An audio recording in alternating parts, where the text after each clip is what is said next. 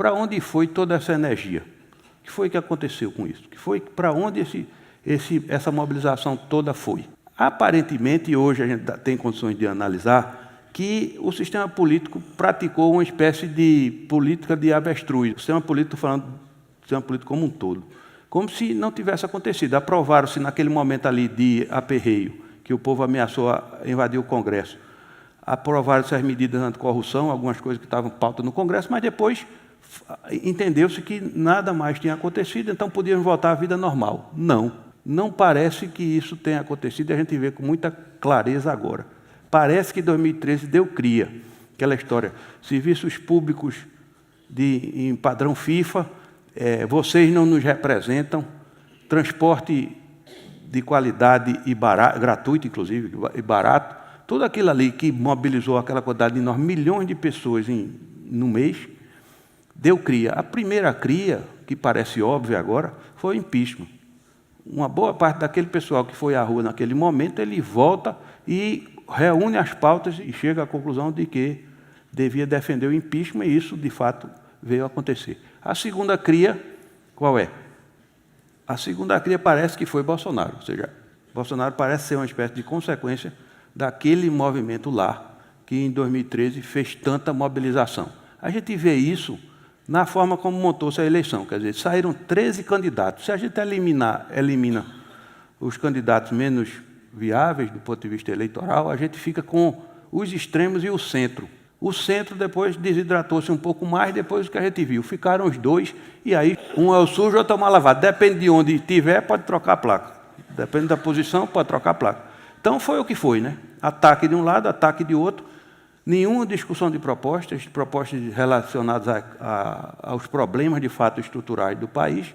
A pauta terminou se estabelecendo uma pauta moral, e aí a gente chegou à conclusão, no final de contas, que a maioria da população terminou votando não. Não um ou não outro. Não votou em um, mas votou contra o outro.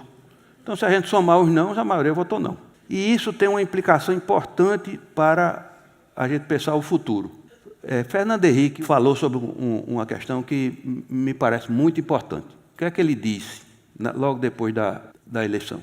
Os partidos que podem ser chamados propriamente de centristas não perceberam que estavam diante de um momento novo na vida política e social do Brasil, em que as velhas estruturas partidárias perdiam peso, as redes sociais passaram a contar mais que as mídias tradicionais, e havia medo do futuro, frustração com a crise e indignação com a corrupção. O que diz Fernando Henrique? Estávamos assistindo um verdadeiro tsunami que levou de rodão os partidos. E aí me chamou a atenção a palavra tsunami, já que a gente está nessa época de catástrofes globais.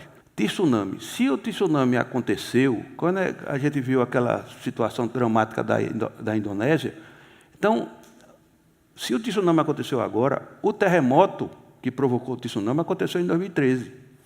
E os partidos desconsideraram isso, foram à praia, para fazer a imagem do tsunami, foram à praia e, de repente, se depararam, não com a onda, não, com várias ondas, de medo do futuro, violência, frustração, indignação, e ainda mais turbinado por uma recessão de grandes proporções que tivemos. Crise, raiva, as redes sociais mobilizando tudo isso, e um sentimento difuso antipetista. Então, tudo isso aqui terminou pegando de rodão mesmo os partidos, e nesta situação de desmantelamento partidário, o que a gente viu foi a capacidade. Eu vou voltar aqui porque o tucano voou. Eu vou voltar para a gente ver. Quando o Bolsonaro chega aqui, o tucano voa. Bolsonaro soube, como nenhum outro político, surfar essa onda. Bolsonaro não é o resultado, ele é uma consequência, ele não é o próprio movimento, ele é uma consequência desse movimento que já vem rolando de algum tempo.